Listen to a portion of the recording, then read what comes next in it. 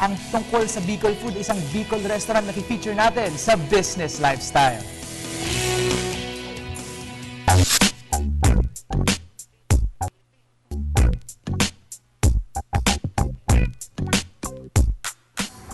Hi, I'm Chef Francis Cristobal, and I'm the owner of Wawai's Restaurant.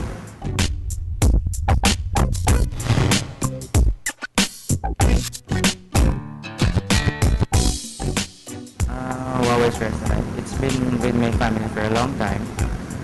It's already 46 years, established in 1967. Sa grandmother ko pa, third generation na bali ako. Dati siyang turo-turo. We serve authentic Bicol cuisine. So, since lumago, yun na, malaking establishment na ngayon dito sa Legazpi.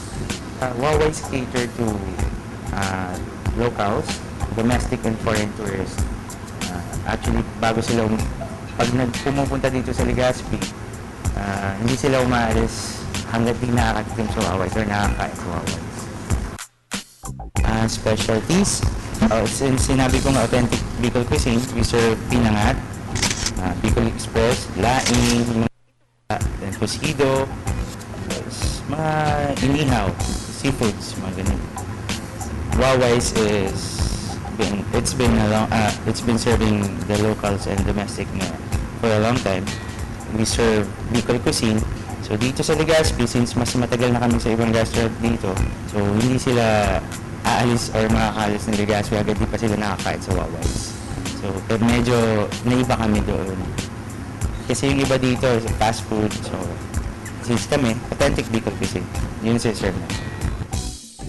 Actually naman sa restaurant, nagka-fluctuate naman. Since hindi naman kami masyado na encounter ng grabing challenges dito sa business na to, pero sumasabay lang kami sa usok. For example, right now, kinonvert namin yung Wawai's sa Eat All You Can Buffet. Sumasabay kami sa usok. So, dating turo-turo, ngayon Eat All You Can Buffet. Mas dumami yung customer ngayon. Since halagang mura lang, natitikman nila lahat ng Bicol cuisine dito sa Legazpi.